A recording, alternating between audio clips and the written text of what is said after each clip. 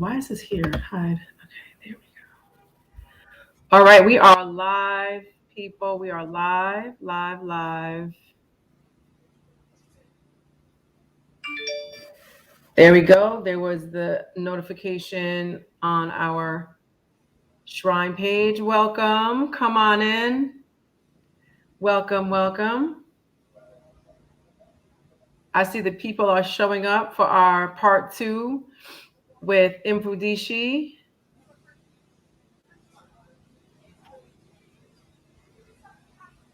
Akamaat, Akaya Kepra. Akamaat, is that a Budakaya? Akamaat Cheryl, Sanette Cheryl from the Shrine of Ma'at. We will be getting started very, very shortly. I see YouTube is in the house, Facebook is in the house, and we have part two of our interview with Mfundishi. Tonight is going to be power packed. We have so much information that we want to share with you. And in the theme of what it is that we're doing this season for Tuesday Talk, we will leave you with tangible information that you can use immediately to help our liberation, to help understand the information, to see the relevance of the information and how to live your life in modern day times and why that's important to do that for your spirit and for your soul. Now, we have Mfundishi Jhutyms Hassan Salim on tonight. Who in the audience does not know who Mfundishi is?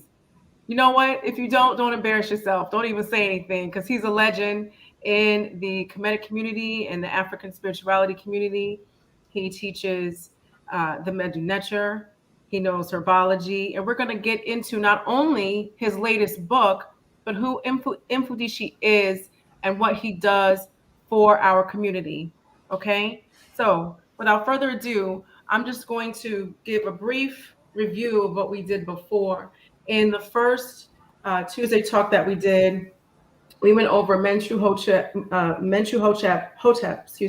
and the Spirit of the Medjay. This is his first book in this like two-parter with these two books. Tonight, we're going to start with this one, Shemsu Heru Mentchu-Hotep and the Spirit of the Medjay. So, Mfundishi, how you doing? Echo, absolutely excellent. And it's a pleasure to be here with you. Thank you. It's a pleasure to have you. So I'm going to ask you an easy question. Are you ready to give it to the people, Mfundishi? I was born ready. That's right. Anybody who knows Mfundishi knows that the answer to that is a yes. So Mfundishi, can you take us, can you give us a little bit about what this book is about, Sure. The Spirit of the Medjay, and then bring it into our current book that we're going to be talking about tonight? Okay. One of the reasons why I wrote the book, I'm a historian, an Africologist, a Kemet priest, and as a historian, Mentchu-Hotep, the founder of the second golden age in ancient Kemet, is probably one of the monumental historical figures in the world. And if I do a survey of my college students, I might have 1 out of 100 who heard of him. And those are African study majors.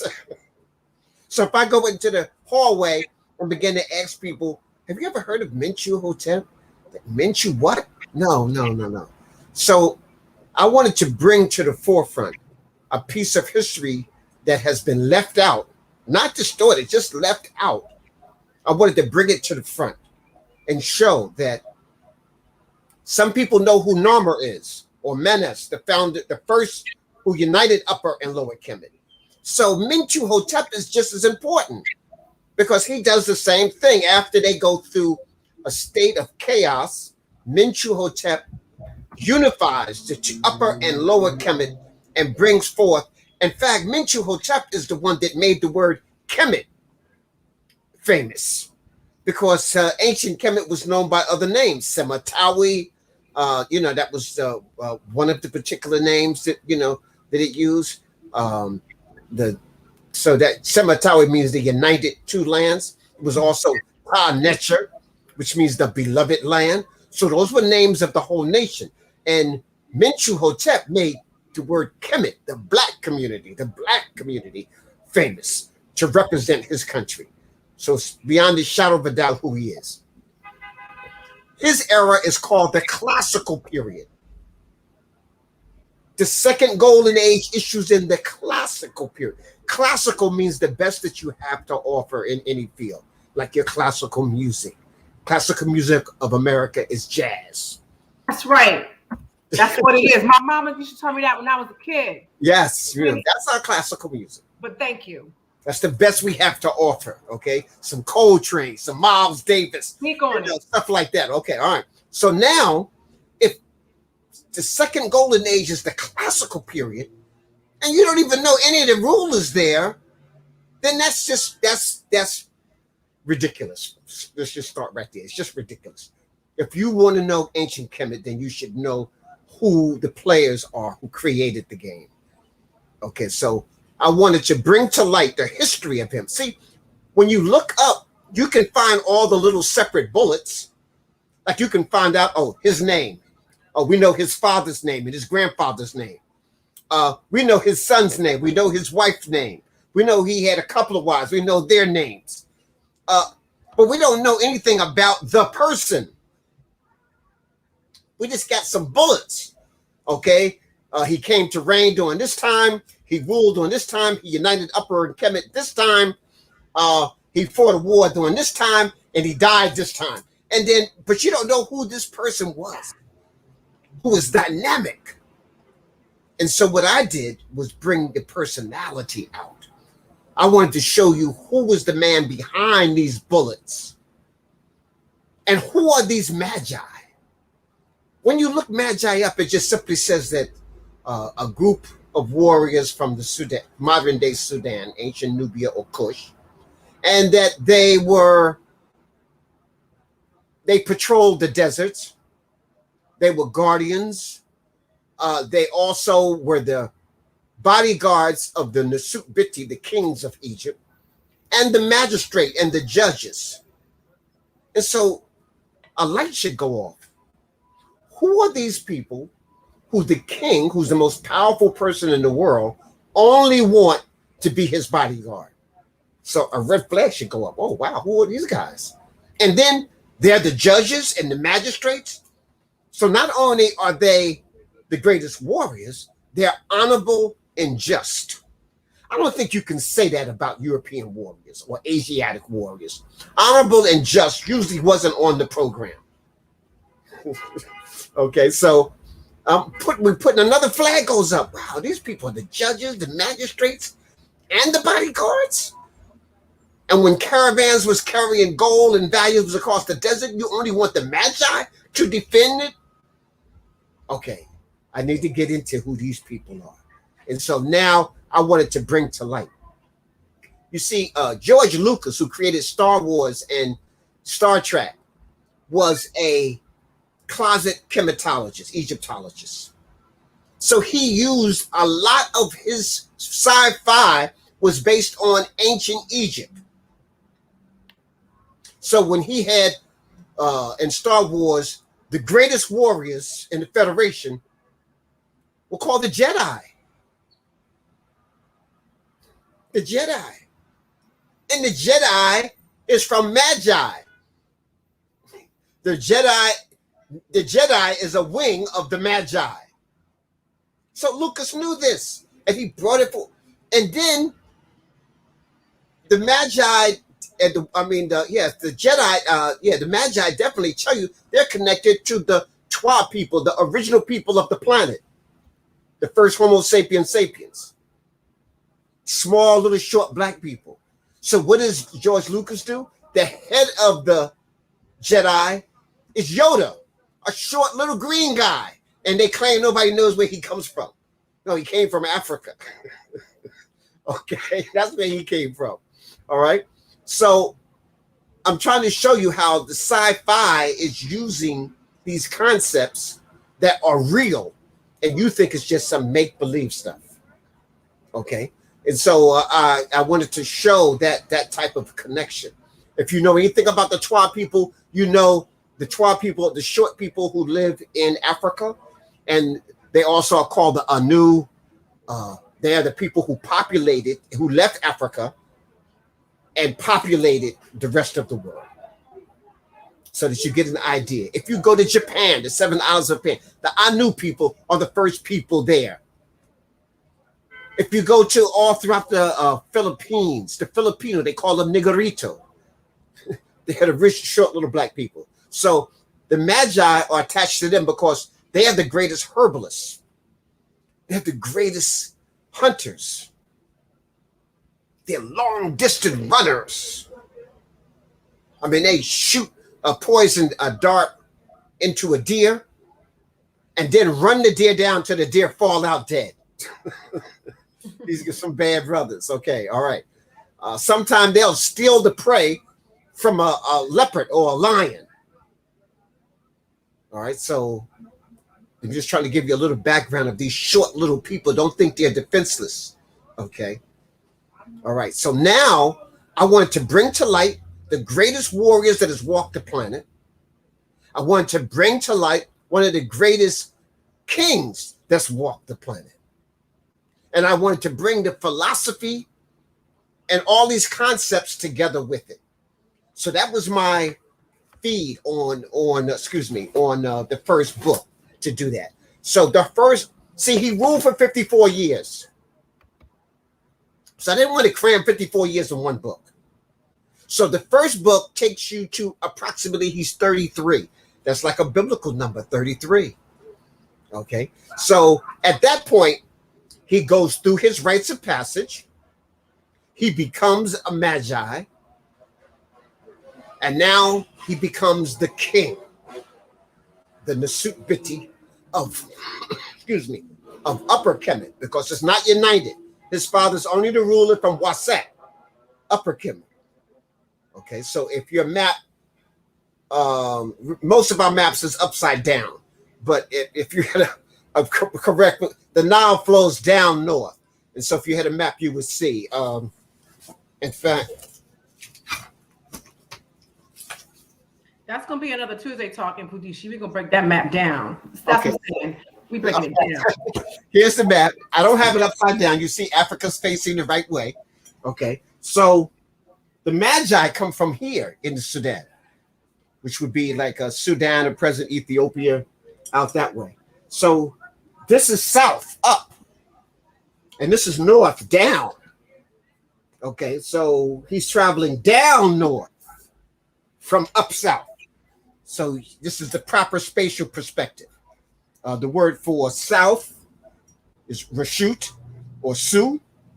The word for east, which is this way here, is Yabit or Yabitet. And the word for west is Amenta or Mentet. And the word for north is Mahet. And so that's our vocabulary. We invented that. So we invented directions. And then somebody else came and turned the world upside down, and you think they're correct. Okay. And they just came on the planet yesterday. Okay. So now the first book, he unites the two countries together. His father is wounded, and finally, his father gives him the blessings. His father passes on. He becomes the next ruler. He has to try to pull this country together. At the same time, simultaneously, he gets married to his sister to secure the throne. And then later, he marries another woman from the Sudan, from Kash, to be his wife, to have his child, because his sister doesn't bear his children. Okay, so it was kind of like an honorific marriage to make sure he secured the throne. So now he's married, he has a small child, he's running the nation, and that is conflict between Lower and Upper Kemet. And so now you get a little glimpse into the personality of the king of the north, who wants to conquer everything. And so he sends Mentchu-Hotep a letter saying that if he doesn't surrender certain territory, that he will take all of Kemet. But if he surrenders this territory, he'll allow Menchu-Hotep to still rule the South. Naturally, Menchu-Hotep says this is ridiculous. You're not going to tell me what I can rule and what I can't. And so he launches an attack. You got to read the attack. I heard some people say when they were reading it, they were ducking. You know, they were ducking. I was explaining the punches and hooks. It was like a kung fu movie. Okay. So I show you the battle. And they had the battle. They had to fight in two different terrains. First, they went to their capital, but then they defeated them at the capital. But the king escaped through a back passage and to meet up with some Asiatic warriors that he had hired to come to kill Menchu-Hotep. So Menchu now has to pursue him. And by the time he catches up to him, the king has met his fleet from Asia. So he got a whole fresh army ready for Menchu-Hotep. And so they go to war, they clash. And so I don't want to spoil that fight, but you'll see it, you'll in the book. It gets quite intricate. I'm a grandmaster in the martial arts, so I didn't just make up some stuff. Everything I got in there, punches, the technique, they were all real. As I was like going through the technique as I was writing the book. Okay, so you will feel the battle. So that's where book 1 ends, on the battlefield. On the battlefield. On the battlefield. On so the we battlefield. know part 2 is coming up. Like, what? So part 2 now starts out on the battlefield. On the battlefield. So they review the war, and now it's cleanup time. Wars are nasty. War leaves a lot of people homeless, wounded, mentally, physically, and spiritually. So Menchu-Hotep now takes it on himself to try to heal the nation. I consider that almost like Africans in the diaspora. We need a seriously healing. We've been through war. Now we're trying to get ourselves back together. We're trying to create a Pan-African. We're trying to create Pan-African unity. Africans throughout the whole diaspora coming together, whether it's on the African continent or at least mentally, so that we can take care of business and take care of our families, our homeland, and our legacy. Okay. And so in that book, that's Menchu-Hotep's job. Now he has to pull this nation back together. He has to venerate the ancestors. He has to venerate the spiritual consciousness of the community, their divinity, their Netru, reflecting their images or the images of powerful entities. And so he does this. So he takes control of the images of his new nation. So I say to you out in the audience, you got to take control of the images of African people throughout the world. When we look at Africa, it should be a glorious, dynamic place. Just like in ancient Kemet, every picture you saw in ancient Kemet, they were in a divine state. I don't care if they were planting wheat in the field. The guy got his white robe on with pleats. His woman got pleats, long robe. And neither one of them got a speck of dirt on them. And they in the field planting. And he's cutting wheat. He ain't even sweating. He's cutting wheat that's like 6-7 feet high. They show their best. They took control of their images. That's what Menchu-Hotep did. They will continue to do statues in their best interests. I don't care how old the king was. Every statue looked like he's 25. They just get finished working out. Yes. I want to jump in and say 2 things. The first thing is he looked 25 because black don't crack, and black wasn't cracking back then either. And the second thing is the Grandmaster Mfundishi has given us something tangible. And remember what we said, the information you're going to get is going to leave you with tangible work. Control our images. Control our images. That's the first thing. That's the first thing. So if we are not able to physically control, when you see some nonsense, make a fuss. Make sure people know this is a lie. Here's why it's a lie. And here's the truth. And yes, that's work. But everybody has to do something. Okay. So when you're listening to him, make sure you catch the homework and the tangible work that we're going to be doing. Okay. So now the second thing he has to do is he has to rewrite our story. You call it history. He had to rewrite our story to make sure that the lives of his ancestors was correctly portrayed. So he took control of history. No one else is defining your story. So he had his writers and everybody there, his scribes. They wrote things just the way they were on the battlefield. He wrote things just the way it was as he moved into the Saqqara, which is the royal cemetery, and paid honor to their ancestors. He wrote things just the way it was as he moved into the capital city. Okay. In fact, because they were so articulate, remember, this is the classical age. I was able to copy. I could just go in and read the Metru Neter and see almost just what was happening and then bring the story to you. Okay. Nobody on the planet Earth has been more articulate in telling you about who they are and what was going on during their time period than the ancient Kemetu.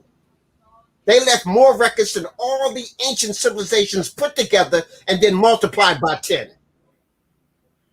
That's why almost every museum in the world got an Egyptian wing. And when you look at the Louvre and see how much Egyptian stuff is there, and then you go to the British Museum and you see how much stuff is there, and then you come to America and you go to the Metropolitan Museum and you see how much stuff is there. And you go to Boston and the Museum of Fine Arts and you see how much is there. You go to the Rosicrucians Museum in California and you see how much is there. And you say, is there anything left in Kemet? And the answer is yes, because Kemet now got the largest museum in the world. Right in Giza, right near where the pyramids are. And so we were the most prolific writers. We took control of our story. That's number two. Number one, we took control of our images. Number two, we took control of our story. We didn't let nobody else write or interpret our history. Okay. Then the third thing he had to do, now he had to mend, he had to heal the people. Because it's just like our people here in the diaspora. We're out of our mind. We're crazy and we're sick. We used to be the most long-lived of people, and now we have the shortest lifespan in the richest country. That sounds like something's out of balance here. How you gonna be in the richest country with the most things at your disposal? That's food, medicine, health, everything and you got the worst health. It sounds like something fishy is going on. Okay, so you need to be really serious about this. The people in the richest country with the most commodities, the most health, are the sickest people on the planet. And we got the shortest lifespan here in America. So now Mentchu-Hotep is faced with a similar thing in ancient Kemet. And so he puts his healers to work. They get rid of let me say this, they get rid of the foreign medicine. They get rid of the foreign doctors. They get rid of the foreign teachers. And he puts in place his priests. He puts in place his historians. He puts in place his administration. Somehow we got to get all these handkerchief head Negroes out of politics and then put real people in who represent the masses of people. Your vice president, they got her talking about how the government was treating refugees incorrect and she would change everything. And now she's the vice president and they treated the Haitian refugees worse than anybody in the history of refugees. She went 180% turn because now she's just a placeholder in a political arena that is anti anybody of color. So it's not just black people. I know we're taking it personal, but it's anti anybody of color. When your President Trump was in office, he was saying we need more people like the Norwegian people, like from Scandinavia, and we need more of them immigrants like that. And he called Africa and the Haiti and them the S-hole people, S-hole countries.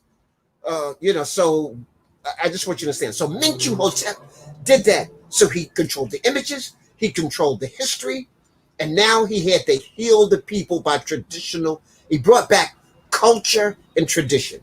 One of my last lectures people have heard me do is that culture is your medicine. Culture is your medicine. Everything that you need is built into your culture. So that's what Menchu-Hotep began to make sure that the culture, based upon Ma'at, was their medicine.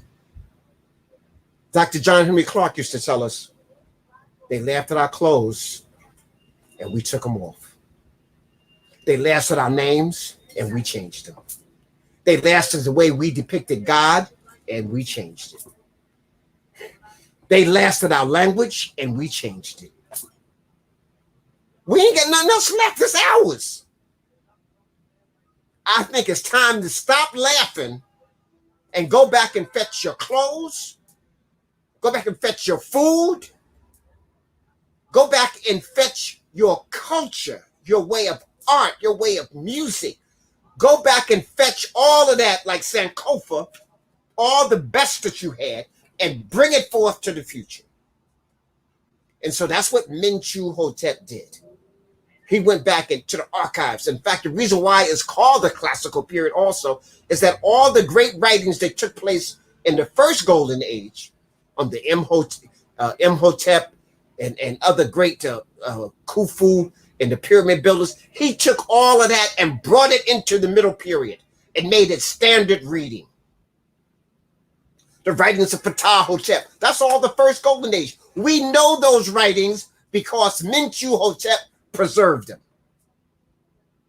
He had the shipwrecked sailor,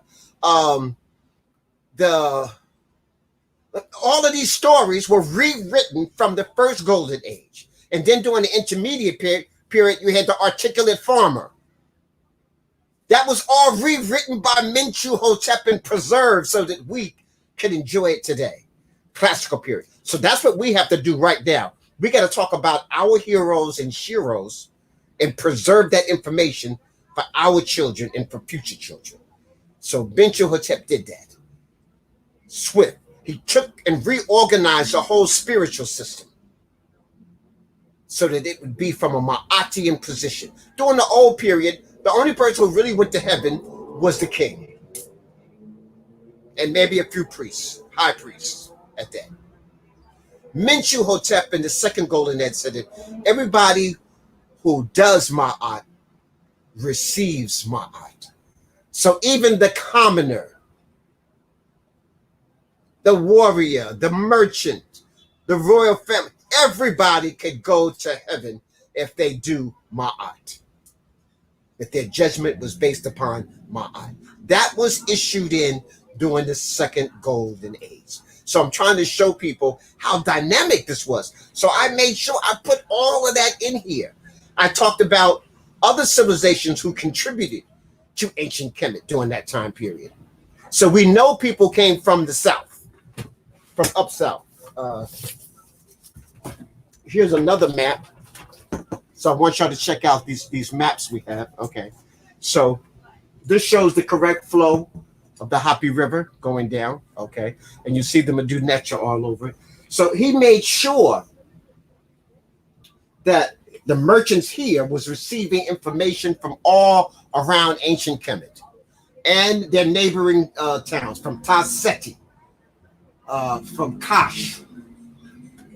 All of these places, we named them as they all came into Kemet. And so he developed commerce. That was the fourth thing he put on the agenda. You know, Dr. Jeffries liked to talk about the pyramid: governance, economics, culture. When you control that, you control the nation, or you control your city or your village. The politics, the economics, and the culture. And the economics and culture go together, and the politics protects that. So we have a capitalist system. A capitalist system, which is a dog-eat system. It's not fair. It wasn't meant to be fair. The system was created on slavery. So the economics filters that. And the culture is the European culture. And so African people, when you take on these political roles, you're just a placeholder in a government that is corrupt, that was created by thugs. And it's a thug mob rule. That's what it is, mob rule. I know you call it democracy. If you got ignorant people, you've got ignorant people voting yes, that don't make it right, because they were the majority. Okay. Ignorant, you could never get some, if you were, I had a just system based upon who was the most qualified, there's no way a Trump could have got into office. Speak on it. No way. But because this is a thug, gangster, mob rule, you can have a Trump as your president. Okay? And you're probably going to get some worse stuff coming up. Because mob rule, remember, mobs hung you. Mobs came and raped you. Mobs destroyed your cities and your towns. Because the mob said so, don't make it right. Ma'at is what rules. So that's why Kemet ruled for almost 4,000 years. No other nation was in existence that long on top. Because Ma'at. So every ruler was representing Ma'at, not himself, not his personality, not his private clan. He gonna privatize oil wells and privatize gold mines. No, everything belonged to the people. Okay, so now we got a couple of bullets here. We got control your own image. We got rewrite your own history. We got take back your own culture. And now you got economics. Control your economics, which feeds into your culture that you just took back. So the new culture you're personifying, your economics is built around that. And then your trade and your politics is supporting that, because it's supporting by Ma'at. So that's what I'm doing in here. I'm showing you how he did it, but it's how we can do it today. And then naturally, I show you commerce. Like I said, the last thing I was talking about was about Western Desert. We know our ancestors come from the South. We know they come from Western Africa, Eastern Africa, Southern Africa. But we don't know they came across the Sahara Desert. And so my chapter 6 is visiting Yam in the Western Desert. And I'm going to blow you away because this is real history. I'm going to take you the same trail that they took. And there's a trail. They'll get to an oasis and it says Khufu or Seneferu, the son of Khufu, was here during Khufu's 8th reign. So real history was being outlined as Mentchu-Hotep was making his trek to Yam. And then, yes. I want to jump in and say this. There are some people who say, why are you in Kemetic spirituality? That's Eastern Africa. You come from Western Africa. And they miss the understanding that migration happened all over Africa. That's what I'm doing now. That's what I'm talking about now. Yes. Yeah. And they also miss the understanding that the African frame of mind was the same frame of mind across the continent. So when people ask you these questions, please pay close attention to what Mfundishi is about to say. He is explaining how the East, people from the East, migrated west, where a lot of Pan-African people were stolen and brought into all over the world. So this is the answer to that. It's one of many answers. Yes. So when people ask that question, I'm like, zero, Nathan with your little attitude. So anyway, I just wanted to kind of preface that as Mfundishi goes into real facts about that migration from east to west. The oldest example of an Ankh that we see in pictographs is in South Africa. The oldest pictograph we see of Ra, the circle with the dot in it representing some energy, is in South Africa. And the oldest place we see Heru, the great falcon, as like a king symbol, is in South Africa. So just like my sister said, we migrated throughout the African continent for literally millions of years before anybody left. So we were intermingled. So that's why in Africa you have the shortest people and the tallest people. You have people who are pitch black, purple, blue, black. And then you have people who are fair skinned. Because there's a grid line. Africa's between the Tropic of Cancer and the Tropic of Capricorn, which means that almost the whole African continent is tropical or subtropical. And so therefore you have the gradations of very dark to lighter brown. Okay. So all that's in Africa. So South Africa, East Africa, West, all contribute to Africa. I want people to understand Kemet is the mouthpiece of the African continent. I'm going to say that one more time. So people who live in West Africa, oh, that ain't got nothing to do with me. Yes, it does. Kemet was the mouthpiece of the whole African continent. The scholars who came from West Africa, when they wrote with wood in this wet climate, it deteriorated after a couple of 100 years. That same knowledge was brought into Kemet. They etched it in stone, and 6,000 years later, it's still there. In 100,000 years, it'll still be there. Facts. Okay, so when people came from West Africa and they didn't have writing materials and stuff, that those priests, remember, a lot of things was oral. The historians were like griots. They could sing your history. So all that was recorded in ancient Kemet. So Kemet was the secretary of the whole African continent. So when I'm talking about ancient Kemet, no, I'm not leaving out East Africa, West Africa, South Africa. I'm talking about the whole continent. It would be like you just looking at Mfundishi's lips and forgetting about the rest of the body. And say, yeah, Mfundishi's lips is deep. Not realize it's connected to a whole network. Kemet is connected to a whole network. Remember, the Happy River is the longest river in the world. And in the trip and in the book, I take you on several journeys down the Happy River so that you can get a feel what it was like. I took you to Kilimanjaro, the tallest mountain in Africa, so you can get a feel of what that was like. I took you to Mount Wanzuri in Uganda, this like covered with clouds, 3/4, almost 90% of the year, to see what that was like. We traveled down the White Nile and the Blue Nile. I wanted you to taste it and feel it. I took you to ancient Punt. And now in book 2, I take you out to the Western Desert and I show you real pictures. My sister, I went out of my way. I had to fight to be able to publish these pictures.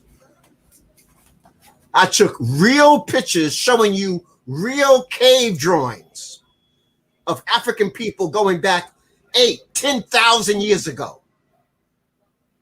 I showed you their mastery of astronomy and astrology. And it's the same astronomy and astrology that was used in Kemet. I take you out to Nata Playa. Nata Playa at the bottom here is a calendar that measures the equinox and the solstice that was done 7,500 years ago. Now that's even almost 2,000 years before Kemet came into existence. But it's the same calendar work, the same mathematics. So these people who created this eventually migrated into the Nile Valley, into Kemet, and brought their science with them. Now that's a real picture of it. And now let me say this. The oldest calendar we've seen is not 7,500 years ago. It's over 50,000 years, found in South Africa. So there we go again. The same calendar in South Africa is the same calendar in the eastern desert of Kemet, going out through the Sahara. And not only that, that calendar in South Africa is in perfect alignment of the Great Pyramids. So the people who built the Great Pyramid also knew this grid alignment where Monomotapa, the Great Zimbabwe ruins, is also directly in that line as it goes right into South Africa. So I'm trying to show you our people is so, they deep. Multiply that by 100 and you'll be close. And that's why I teach them to do nature so that we can go back and study this for ourselves. You don't expect your enemy. The fox would never tell the rabbit how to obey him. The fox would never give him a map to freedom. And if the fox gives the rabbit a Nobel Peace Prize, That means that rabbit helped the fox diversify his diet. The fox don't even help all the foxes. Right, so I'm just trying to show people you had a fox education. And so you wonder why that's not working for you. So let me take just 2 seconds to say this, my sister, my aunt. Watch this here. Somebody told us that if we got a good education, and what they meant by a good education was a good white education by white folks. And whites, most prestigious schools, like your Ivy League schools, Harvard, Yale, Princeton, okay, all right? That if we get a good education in those institutions, that we can get a good job, and we would be affluent just like they are. So now, let me make this statement. Black women, as a group, have more degrees and are more educated than any group of people in America. That's white men, white women, gay, Hispanic, immigrants, Asians, because people think Asians is at the top of the list. Black women are at the top of the list. They got more degrees than anybody. But now here's the catch-22. They're still at the bottom of the economic ladder as the least paid. So I don't want to say somebody just lied to you. But we know I smell a rat. It don't smell good. I smell a rat. I smell it, and it's bad, and it's not good. And we still following it. And guess what? I know people who were 25 years, 30 years out of school, still paying off student loans. That's a racket. Now, if I told you, take my class, you're really not going to learn nothing, but it's going to cost you so much money you have to take out a loan. and I can't guarantee you no job when you finish my course and I give you my degree. You would look at me and say, "Mfundishi, you out of your mind." But America says that to you, and you lining up. You can't wait to do it. Cardi B Woodson in 1931 said, "Our most educated in this system will be our new enslavers." And that our mentality will be so warped that we will go to the back door without even being told. In fact, we will demand a back door. If it was one, we would help build one. Now, Cardi B Woodson saw this in 1931. He already saw what was going on. And so now, as we moved, I was in the middle of the book. Let me just move towards the end. He goes to Yam, and he sees that the culture way out in the Western Desert, probably out like where Mali is today, was the same people that were in the Happy Valley, and that they were ancestrally connected. And so this goes. So these are the people in West Africa now he's visiting. And then he actually he has one of his generals marry one of the king's daughters. That's how you confirm, in the ancient world, when your family's married, then y'all were bind together. And then they take the trip back to Kemet. Okay. And at this point now, Kemet is at the top of the totem pole. And then again, all along, you're learning stories about the Magi, the Jedi. You're learning who the Jedi. In fact, I got one chapter after that's called The Female Magi in the Royal Court. And you get a chance to meet some women Jedi who are at the top of the list. In fact, Mentchu-Hotep's teacher is a Jedi. His mom's is a Jedi. His mom's is a Jedi, y'all. That's why he's so dope. Okay, so, you get a chance to really see. I put women in a very high light to show you just the way they were. And it's not that I was boasting it. I was showing you how it was depicted in ancient Kemet. Mm-hmm. Okay. And then I talk about the Kemetic classical age again, where I talked about all the literature and the stories come back. And I give you some literature in here. I give you some axioms of Hotep Ptah. I give you some axioms of some of the great rulers that in here. So, and then I talk about the Temple of Eternity. Menchu's mortuary temple was way beyond his time. He has a pyramid. He has a couple of steps, tiers. He has balconies around his mortuary temple. In fact, Hatshepsut Aman, Knet Hatshepsut Aman, in the 18th dynasty, the third golden age, imitated Menchu-Hotep's temple. And so he is also the founder where we have the Valley of the Kings and the Valley of the Queens. That area that was designated to that was set up by Menchu-Hotep in his court. So you see the work, and then you see the development of how he's developing his son to be the next ruler. He's making sure he's get the best of everything in terms of the education. Not what the Europeans talking about, get a good education so you can get a good job. His son don't want a job, okay? The idea is to give him a good, we created the concept of a liberal arts education, meaning that you learn something about all things that exist so that you're not ignorant. You just don't have blindness in. You're a math major, so you don't take no literature, no nothing else. You just do math. No, that's crazy. Okay, you need a nice, well-rounded education. So liberal arts was created in ancient Kemet that we have today. And I'm a component. I'm always telling my priests to develop themselves some mastery of the mineral domain, the plant domain, the animal domain, the human, and the spirit domain. If you have some mastery in all of that, that will probably be equal to about 3 PhDs. Okay, and then at the end of the book, I don't want to spoil it for you, but the end of the book, I got some really good surprises. So you got to read this. You got to read it all the way to the end. I enjoyed writing. I wrote this book. It took me about maybe 3 years to write this. So it was finally put out in 2017. And it took me about 3 years to write this. But it only took me about a year or less to finish this one. And this one is 100 pages more than this. This one is 190 pages. The first book is around 190 pages.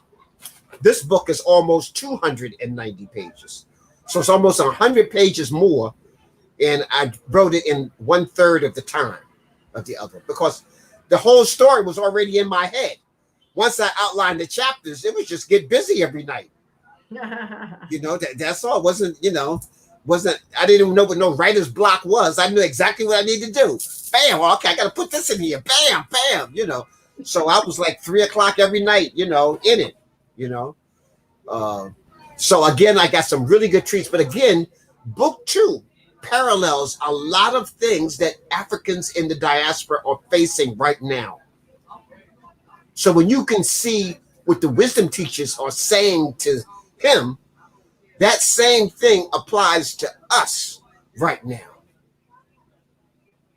Take control of your images. Take control of your history. And first, just know your history. Some of us, let's take control. We don't even know what it is, okay? Take control of your history and then know your history. Make your connection culturally to your ancestors. Culturally connect yourself to nature.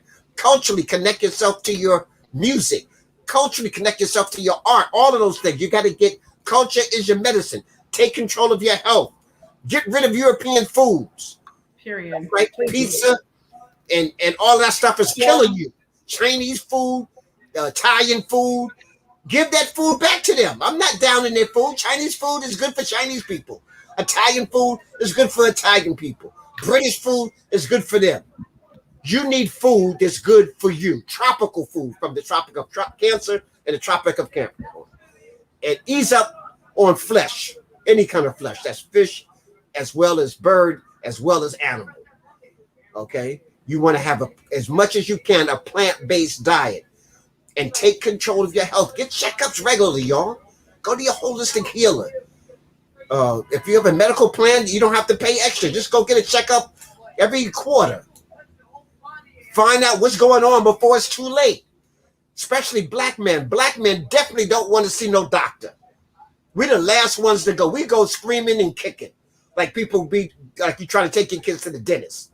You go, oh no. That's the way black men is with any doctor. And so when we find out something's wrong, it's automatically almost too late because the symptoms is melted. Women, on the other hand, if they just get a pain, they're on the way to the doctor before, and then they're gonna talk about it with their girlfriend. I had yeah, me too. Come on, let's go check this out. So women's socialization helps them live longer than men. Men want to keep it a secret. They don't want nobody to know that they're in bad shape until it's too late and there's nothing you can do about it. So black men, if you're listening to here, get your health checkup regularly, at least quarterly. Know what your health is. Know what your blood pressure is. Know what your have your blood test. Know what that. And if you can help it, don't take the shot. I had to sneak that in. I'm sorry. Don't take the corona shot if you can. You don't want nanoparticles all in there. Then you can be coming to Mfundishi on how do you detox from that. I can tell you how to detox and get your pineal gland together, but I don't know if I'm going to be able to tell you how to get the nanoparticles out of your bloodstream.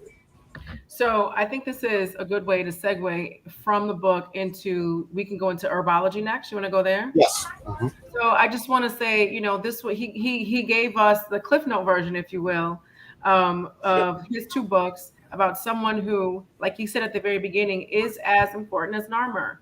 This is someone that we need to read and know it, not just read it and then put it down and you don't have the facts applied to memory.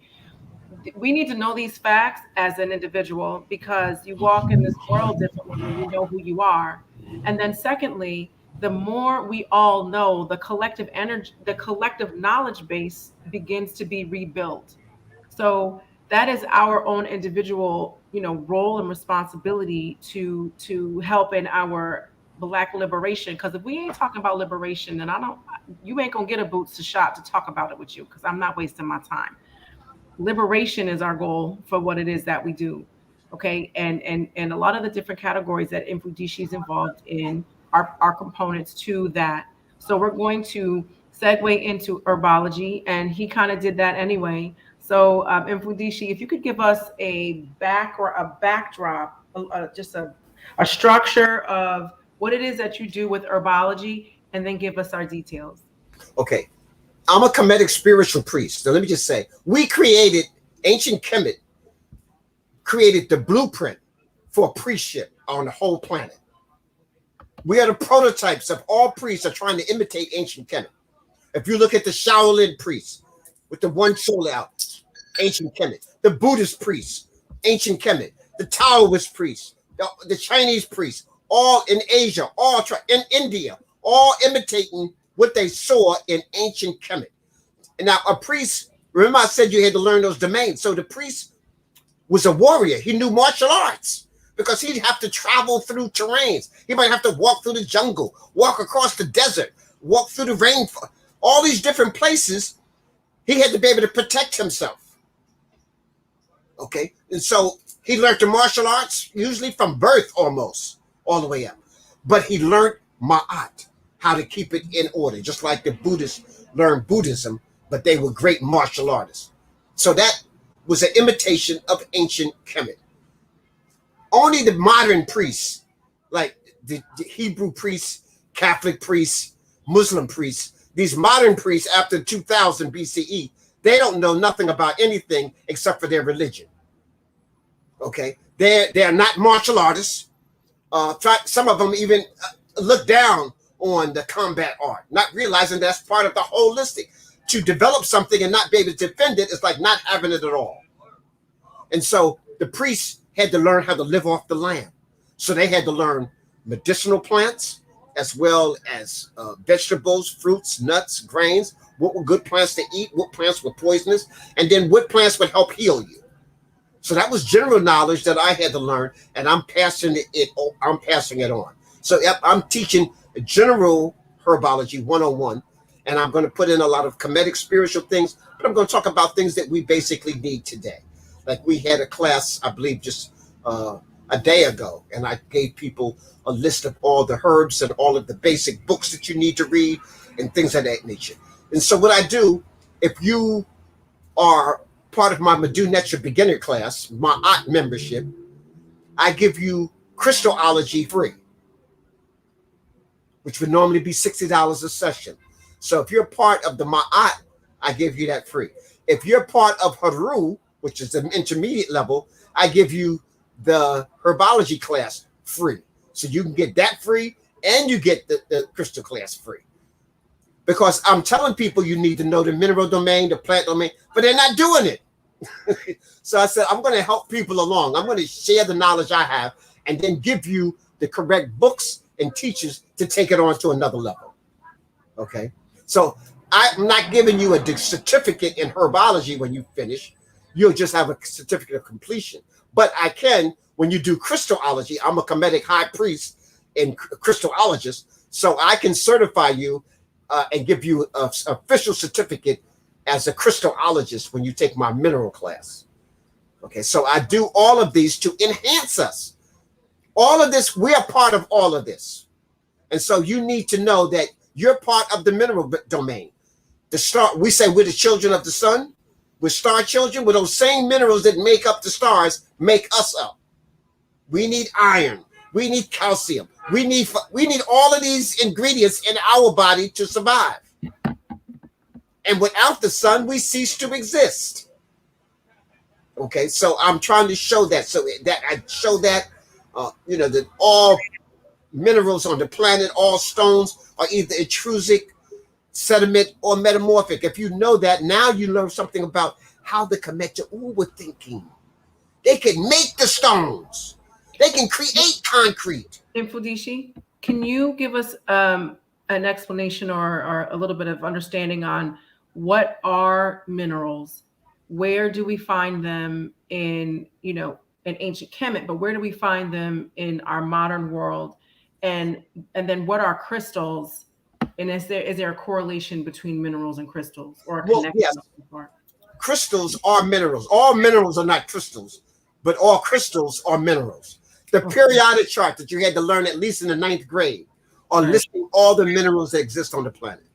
Everything comes from hydrogen and helium. Hydrogen is the most common. It's number 1 on your periodic chart. It's the building block of everything. From hydrogen and helium, they compress. And as they compress, they create other elements through pressure and heat. And then they create what we call a nebula. A nebula is like an incubator that builds stars and planets. And everything that you see that's material in the universe comes out of the womb of a nebula, which is the hydrogen and helium compressed inside of itself. When it explodes under pressure, now we have gold, uranium, cobalt, all these other things. Okay, so since that's the building block of the universe, you should have some knowledge in it.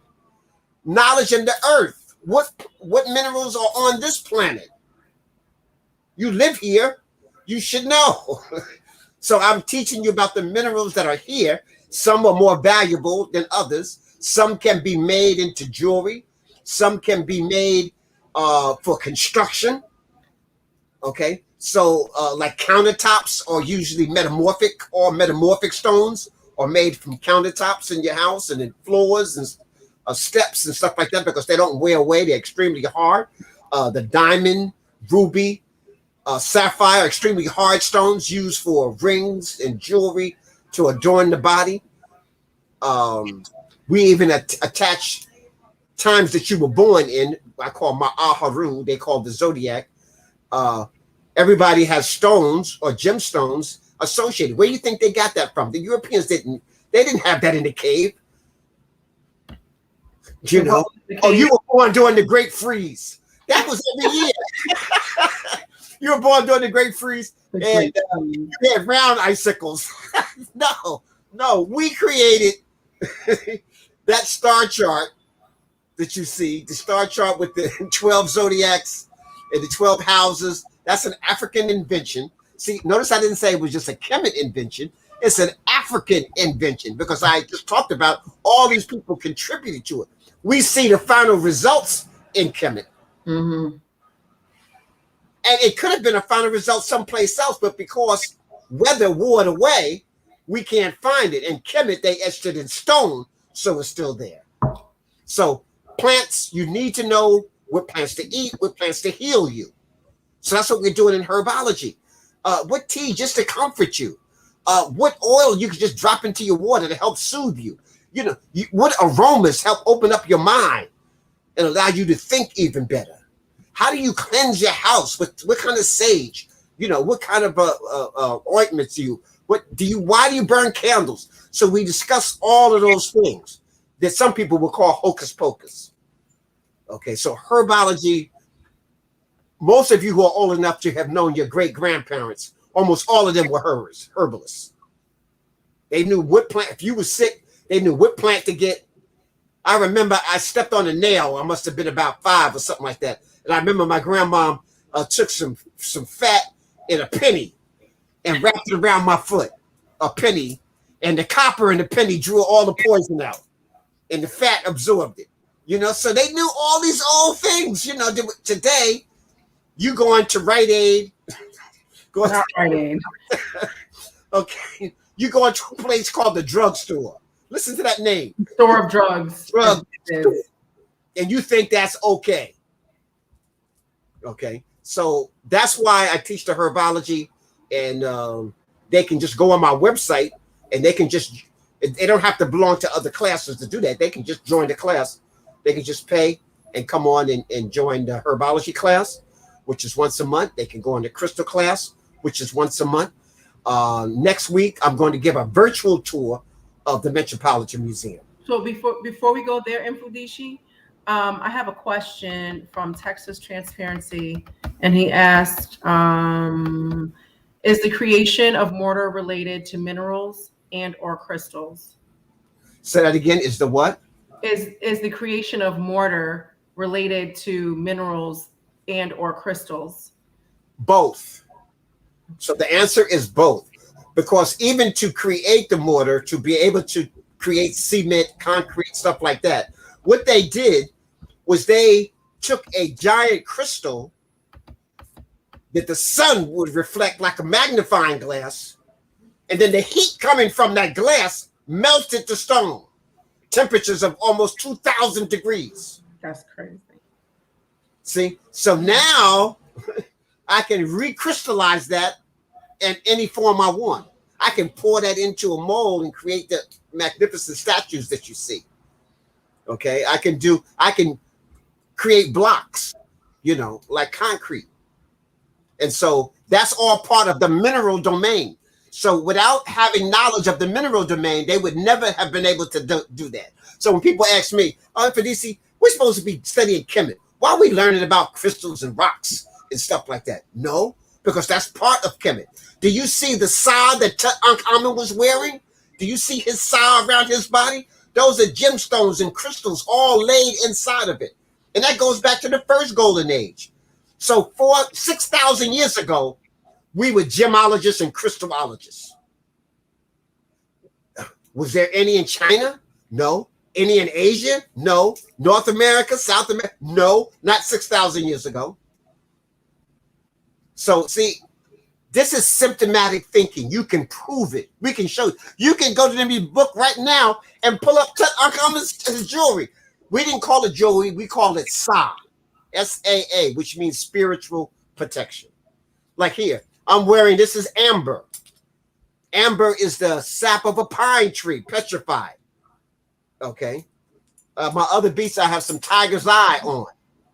In my pocket, I got jet and red jasper. Okay. So you can wear it, adorn it, carry it with you, leave them in your house because it'll raise the vibration and energy. That's not spookism. That's a proven fact. They can scientifically see energy emanating. You can tap into that energy. And I want to say this here. The crystal don't care whether you believe it or not. Just like gravity don't care whether you believe it or not. Gravity affects everybody proportionally the same.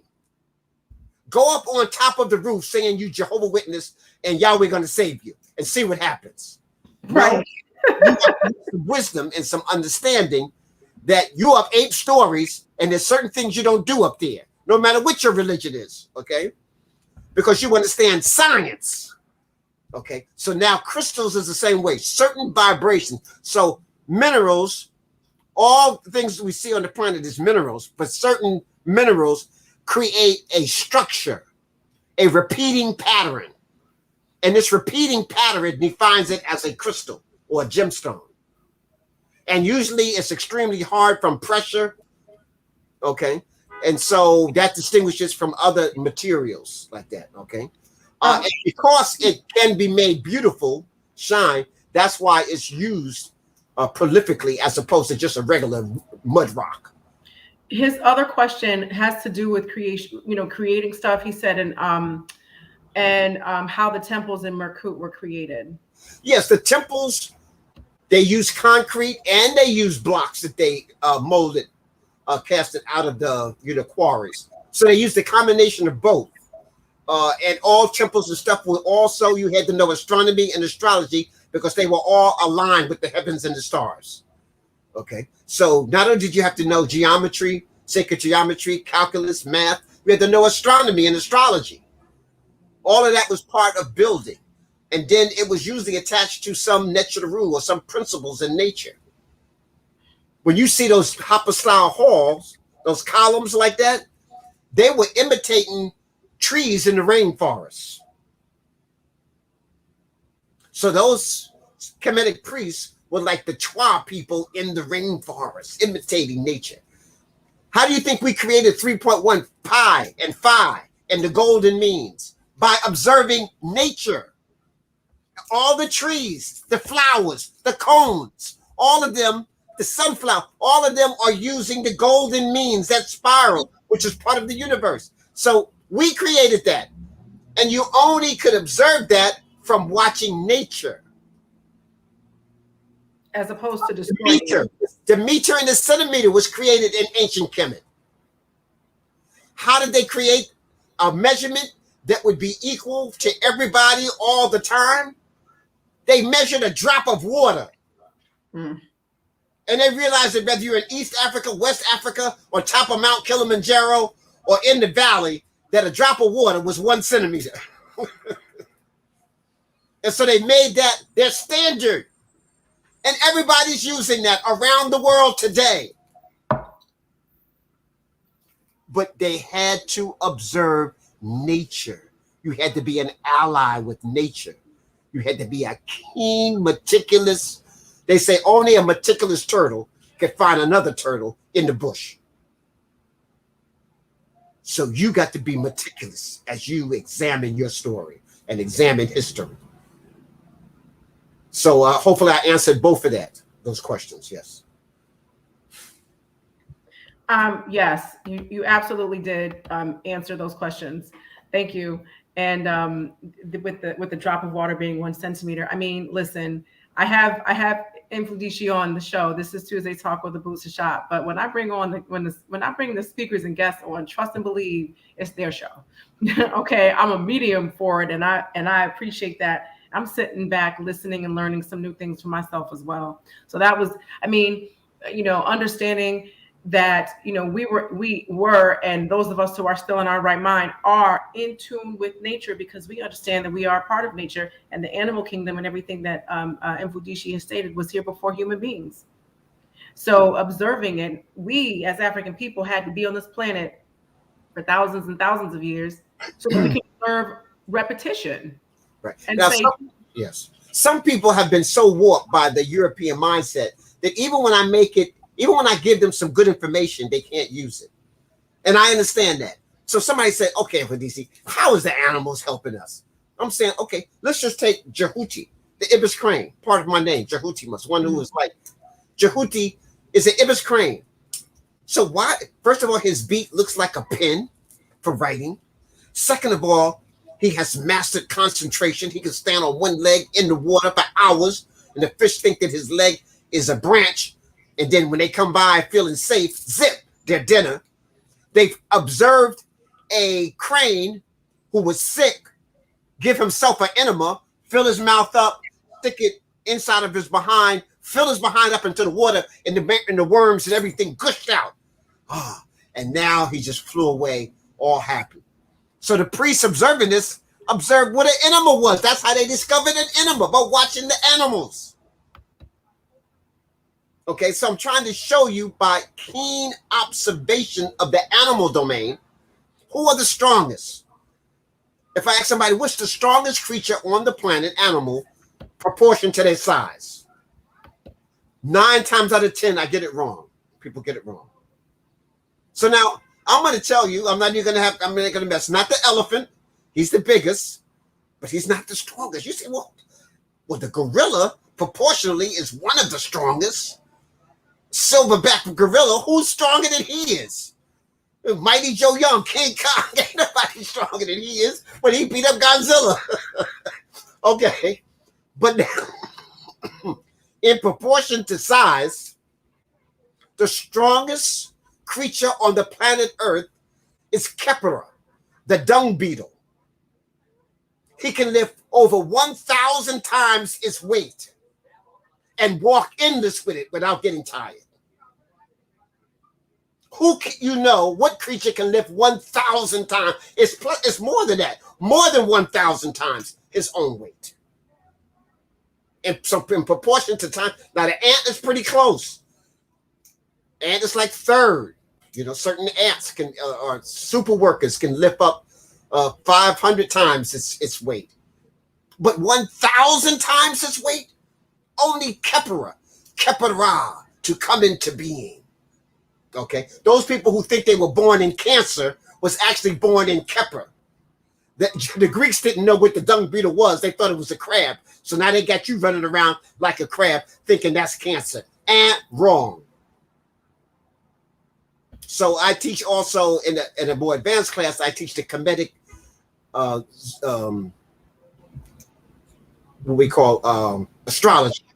Quick question. So you saying Cancer, that's in June and July, should be the Khepera? Khepera should be the dung beetle, not a crab, right? I'm gonna tell my mama because that's her sign. Yes. Not even as a kid, I never liked to say that word because I knew. And Libra, the Virgin, is my aunt. Wait, who? That's me. Hey.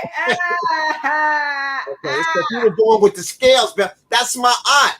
They got a white girl there. No, that you ain't part of that. You ain't that. You're my aunt.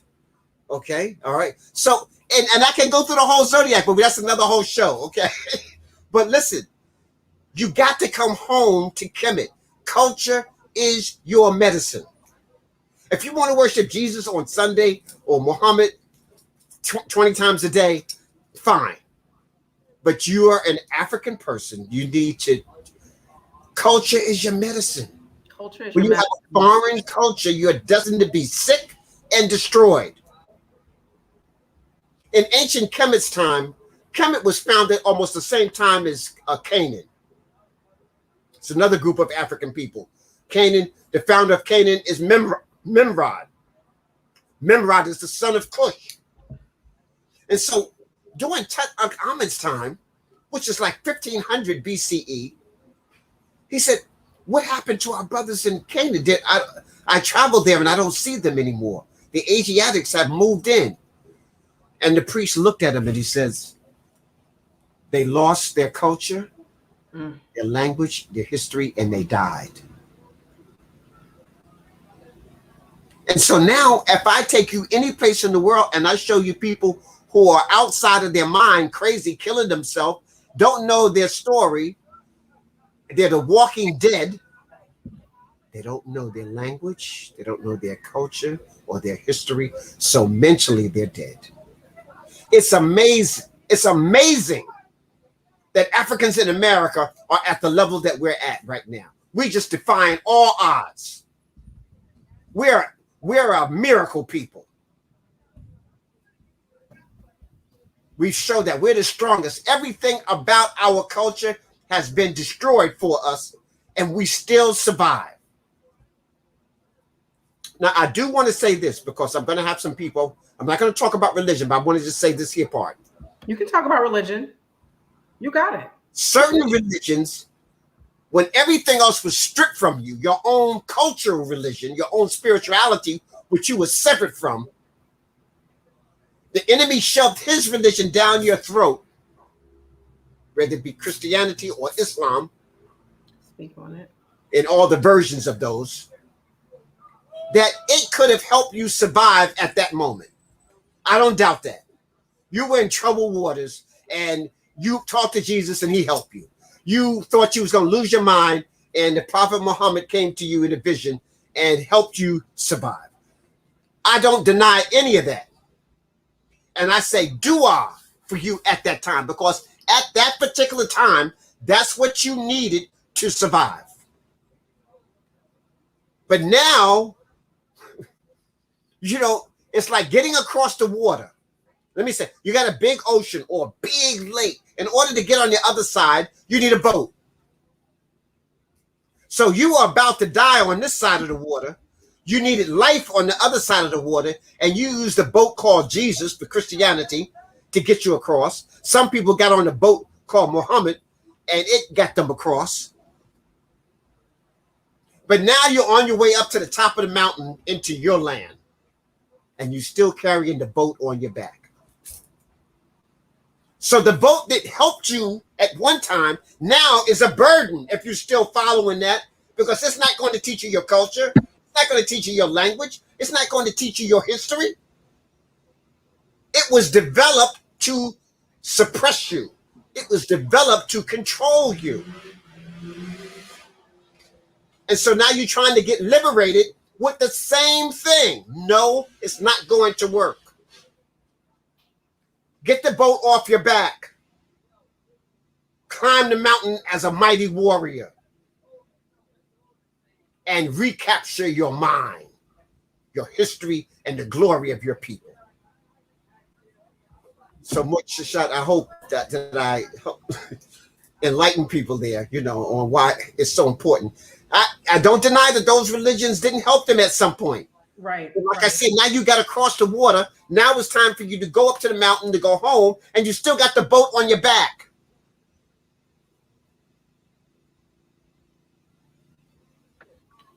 Mfundishi, there's one last thing that we were going to discuss, and I think that this also segues into what you're just saying. So I just want to take a step back and make a few comments about what Mfundishi was saying. We have, as Pan-African Black people, we've had every religion shoved down our throats, just like he said, except for our own. And for anybody who's listening to this, ask yourself why you believe what a psychopathic, sociopathic, pedophilic, rapist who did not bathe is telling you. Why would you believe them? Why? Just ask yourself that question in private, in your own mind. Just ask yourself. I'm not telling you to leave Christianity. I'm not telling you to leave Islam. I'm not telling you to leave anything. I'm asking you to then ask yourself why you believe that man. You cannot name one thing that man and that woman said or did to our relatives that was beneficial for them. Nothing that was done left a legacy of anything positive. Now, I have used a lot of absolute terms. If I'm wrong, look this over, point it out, hit me up in the DMs, and tell me what I said that was wrong. That's number one. Number two, there are times when we do what we need to do because we have to do it at that time. Now, I'm gonna use Cardi B as an example. I'm about to use her as an example. Cardi B used to be a stripper. Why was she a stripper? Because she was escaping domestic violence. And she used that to go to community college. So she had an option: stay in this domestic violence situation or get out of it. And the only thing that she had in her life at that time was stripping. Is Cardi B stripping now? No. She is not stripping now because she has other options. The stripping helped get her out of that situation in the community college. And now she's a millionaire. She got a baby. She got a husband who built her a house in Dominican Republic and all of that, whatever. I don't really follow everything she says and does. And I don't say, oh, I like this person, not like, I don't do all of that. I'm looking at her as a Pan-African Black woman. She's more on the mixed side of that, but we take that as Black, who elevates when she's given the opportunity to do that. Y'all got to stop stripping because you don't need to do it anymore. Okay, so if it were meant for you, I'm sorry, if it were not meant for you, then it wouldn't be so hard to get rid of. The brainwashing that goes into it is wrapped around going to hell. That's the reason why a lot of people stay, because they don't want their souls to burn in hell. The last thing I'm going to say about that is this: and I can only speak on the Bible because I used to be Christian, but even when I was 7 or 8, I didn't believe all those stories because those stories didn't make any sense to a 7-year-old. When I asked my pastor to answer these questions, he sidestepped my question. He sidestepped it with answers that didn't answer my question. And even at 7, I'm like, this dude is lying to me. I didn't say it like that because I'm a grown woman now. But I said to myself in my 7-year-old brain, he didn't answer my question, but he tried to deceive me. So he's hiding something from me. I wonder what that is. I said that when I was 7. Okay. So lastly on this, mostly everything that is of any kind of substance in the Bible came from Kemet. It came from us. We wrote it. There's proof of it. You can see it, just like you can see your screen, just like you can see, your cup that you have in front of you, because we created that. So anybody who's watching this, who feels some type of way about it, just take those things into consideration. And we're also going to have a guest that's going to be coming on next Tuesday, Dr. Ray Hagans, and we're going to discuss the emotional connection that Black people have to their relatives, but connected to the church and connected to God and connected to Jesus and connected to chitlins and connected to an unhealthy diet and all of those things, and give you a way to separate the love you have for your relatives who did the best they could to tools that were never meant to help us. Okay, so that's my opinion. I make my comment on that. And I see some of the comments, and I appreciate your comments, guys. I really do. Now, let's segue into Mfundishi's Medunetra class and his museum tour, because learning your language and knowing how to read your ancient language is a connection to you. So this is a way to get back your culture, because you are speaking in the language of your old relatives. And I'm going to say relatives because the word ancestor has a disconnect at some level, because we use the word to mean of two meanings. One is our relatives from hundreds and thousands of years ago, and we at some level recognize that they were human beings and relatives like your sister, your mom, or whomever. But we also use the word ancestor to mean our relative who's passed, and then we connect with their spirit, and we have ancestral altars, and we bring their energy and speak to them, and we connect to our ancestors in the spirit world. And because we do that, sometimes we forget the fact that these were people that we were related to. So when Mfundishi's talking about the Medunetra and the museum tour, it is to specifically and tangibly and literally bring you back to your native language. Okay. Chitterlings. Right. So I'm going to pass the mic back over to Mfundishi. Bring us home, Mfundishi. And I'm going to put Mfundishi's Cash App up here. Brother dropped knowledge, dropped literal gems on us. Everybody hit up his Cash App. He doesn't do it for money, but we all need money to do it. He needs money to do it. We sat here, it's almost 2 hours. Hit the man up on the Cash App. I'm about to put this here. He's going to bring us home. Mfundishi, you got it. Okay. Right now, you need to join our Medunetra class, because I think we only got maybe 2 more weeks before we close registration, because then we'll be too far and you'd be pulling the class back, getting it, trying to catch up. So you probably got about 2 weeks to join the class. You want to join at the beginner Ma'at membership. So Ma'at membership. So you're going into Ma'at. And so Ma'at membership is where you want to start there. And that'll get you free Christology class. It'll get you Mfundishi Speaks, as well as getting you the Medjay Netcha. And the Medjay Netcha is going to enhance any language that you already know. But the only difference here is the Medjay Netcha is going to connect you back to nature. It's going to connect you to your divinity. It's going to connect you to the animal domain. And it's going to connect you to the spirit domain. All those domains you need to master. Okay, you will see in the Medjay Netcha. And so it's going to help you get back your right mind. And somebody said, well, ain't nobody speaking it. We speaking it. I open up the program with it. I speak it every day. I speak it several times a week. I got lots of people I can speak it with now. Can you imagine young people learning from pre-K all the way up to PhD? How prolific they would be in their world understanding? It would expand tenfold. And so just for that alone, the Medjay Netcha is valuable. Even if you're not going to speak it to somebody else, just learning your ancient story firsthand is worth it alone. But it's going to be inspirational. So I'm saying now, for the next couple of weeks, registration will be closed by the end of this month. So make sure you sign up Ma'at membership. If you already took the class and you've taken your exam and you move forward, you go to Heru membership. And then my advanced class are in Jhutyms membership. But you want to start out in Ma'at membership.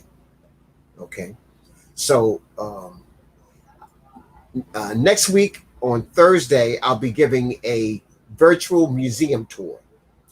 I don't do the museum tour at the museum anymore.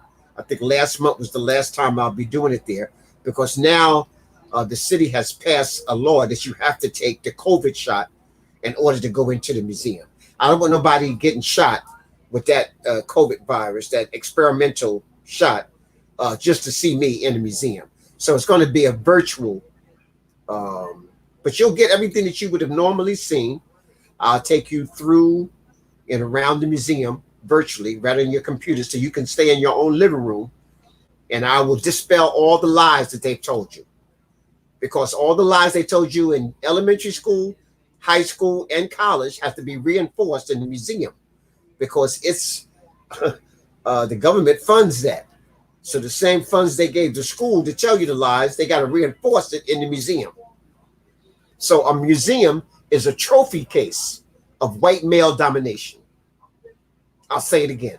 I know you think a museum is an institution of higher learning that has artifacts in it from around the world. No, most of those artifacts are stolen or were just taken, theft. So let's just be clear about that. And what it is, it's a trophy case. This is what you used to look like. Now you look like us. If you see the behind me, that's the Hene Ashante receiving the throne, the Shanti throne from heaven. And you see all the brothers with their robes and stuff on. They'll say, that's what you used to look like. Now you wearing a penguin suit. Now you look like a penguin from Europe, from Asia. Okay. I know when you put on your tuxedo and you think you got it going on, I know you don't think you look like a penguin. Well, I'm looking at you as a penguin. That's what you look like with a penguin. All right. Give those clothes back to them. Wear your own clothes. You got classical clothes from East, West, North, South Africa. Everybody has their own fabric. Nobody got more fabrics than African fabrics. Okay, so when you go through that museum tour, we can see all the trophies that they have. They've just gotten whole buildings they've taken from Kemet and put in there. They got all types of carvings and artifacts, statues, the jewelry, the graves. They've just robbed the graves. They got coffins, karas, mummies, everything in there. So I'm going to take you around, because a lot of times they've also misnamed it. Or they know who it is and they gave you the wrong name. Like it'll be Ursa Ma'at Ra, Setepen Ra, Medi Amen, and they'll just put Ramses II. He wouldn't even know who you were talking about. Ramses who? Okay, so we give you the right names when you go on the virtual tour of the museum. So it'd be just like me taking you physically, except for you can just sit in your living room, okay, or wherever your computer is, and take this tour. So each month I'm taking you on a tour, and I'm stressing certain things each month. So the first month is basically everything that's at the Metropolitan Museum. The second month will be most things that you can find in the British Museum or the Boston Museum. The third month, I'm taking you to the Louvre Museum in France. And then the fourth month, I'm taking you to the Cairo Museum, the largest museum in the world of ancient Egyptian artifacts. And so, but without going to those physical places, I have the pictures and I'll take you through and explain them. I did the tour of the British Museum just pre-pandemic, 2018 and 2018, 19. And we had over 100 people going through the tour with us. It was magnificent. They didn't know what happened. They saw this, all these black people. What's going on here? The ancestors have returned. That's what happened. You thought you killed us, but we are the seeds and we've grown.